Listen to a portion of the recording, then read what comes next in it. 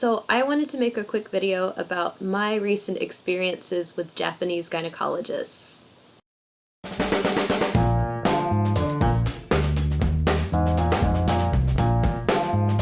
So my first encounter with a Japanese gynecologist was actually part of my yearly health exam. Japanese companies are actually required to provide a yearly health exam for their employees. So my health exam was mandated by the Board of Education, and I think this is something that most JET participants will have to do.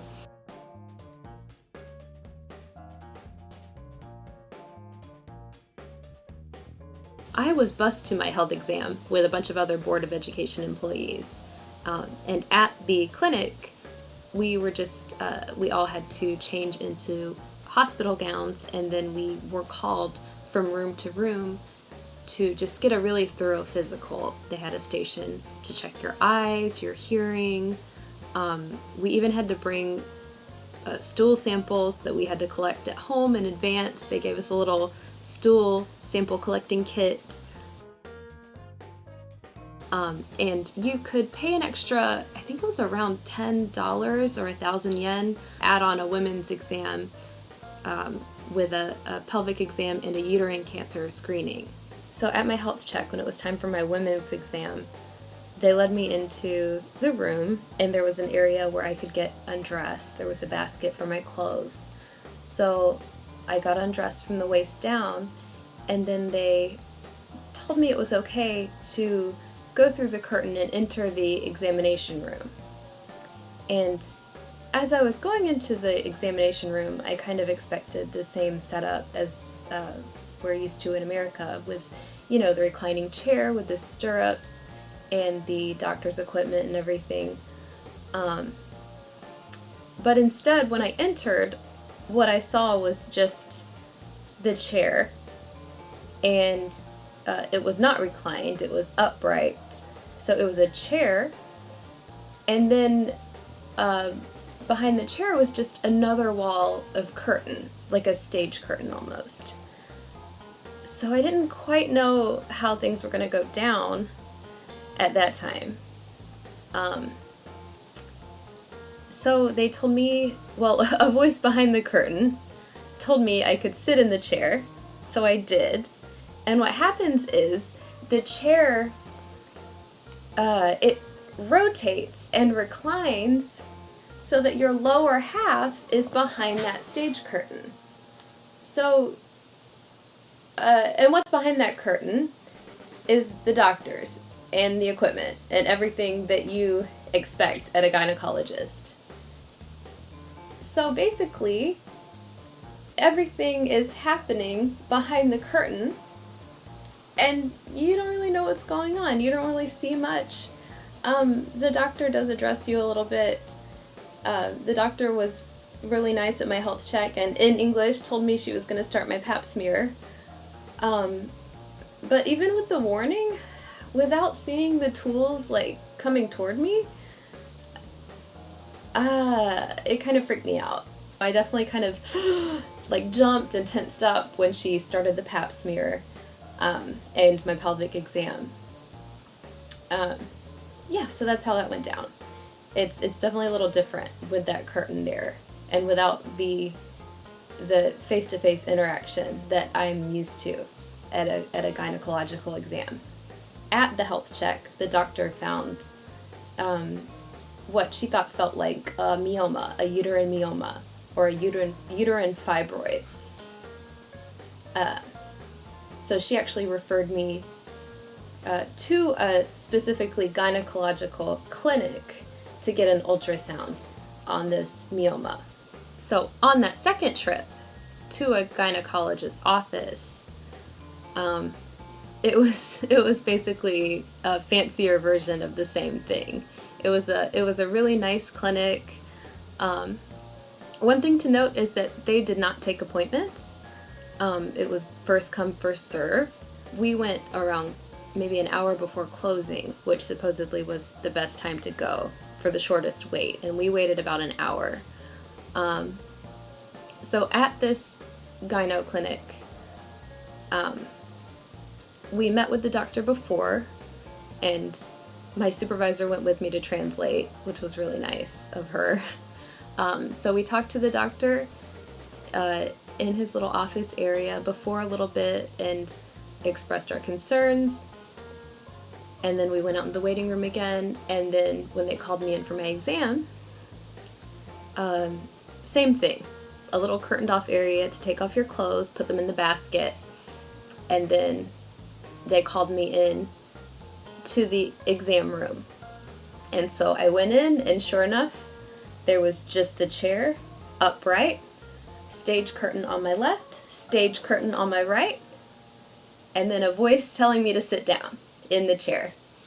But one thing that was fun about this chair is that it was robotic. So I sat in it and it kind of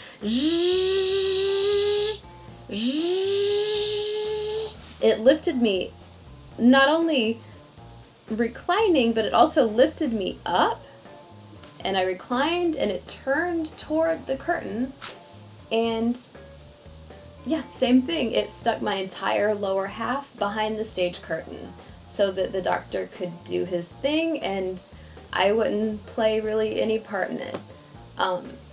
This was a little different because it was an ultrasound, so there was an ultrasound screen in my curtained area, so I could see the ultrasound, but I could not see what he was doing to my vagina. So he gave me a little sumimasen or gomenasai as he was inserting the ultrasound tool. So I heard him talking to associates behind that curtain. I don't know how many people were back there. I don't know what that room looks like. So yeah, that's how the exam went. And then eventually when we were done, my chair got right back into upright position and turned around, and they said that I was done. And then after the exam, well, after you get dressed and you wait in the waiting room a little bit, then you have a chance to meet with the doctor again, and he explains to you what he found and that kind of thing. So yeah, the curtain thing was a little strange to me. It's really different. And afterwards, I talked to a couple of my Japanese friends about it. Like, so there's a curtain. You don't see what's going on. You don't see what the doctor's doing. And they were kind of shocked that in America we don't have that division. We don't have that curtain. They were like, yeah, it's so embarrassing. It's embarrassing to have the doctor see your face while he's examining you. So yeah, I thought that was really interesting that I don't know, it's just a different standard of modesty, or also maybe there's a little more shame around female sex organs here. But I don't know, I thought that was a really interesting difference. But I don't want any of this information to put anyone off from getting a gyno exam if you're living in Japan, because it's a little weird, but they got it done. And so that gynecologist actually referred me to a municipal hospital to get an MRI. So here is a picture of my MRI. So this is my uterus. It's smashed completely forward by this giant myoma, this giant tumor. So that explains why I have to pee all the time. It's completely pressing up against my bladder here. So yeah, I'm nervous about the surgery, but after seeing this picture, I'm pretty excited to get this thing out of me. Roughly converted to American dollars, my MRI was about $64, my share that I paid after the health insurance. And they gave me a quote for my surgery which is going to include 10 days in the hospital. And the total quote was $1,000. It's so much more affordable than in America. So if you're living in Japan and you want to keep up with your annual gynecological visits, which you should, I hope this helps you know what to expect. So right now I'm hoping to get my surgery, which is a fibroid myectomy, in April. And if I'm feeling up to it, I'm hoping to track my hospital experience in my blog. So if you're interested in that, or just life in Japan in general, you can follow me at the link in the description below. Thanks for watching. Bye!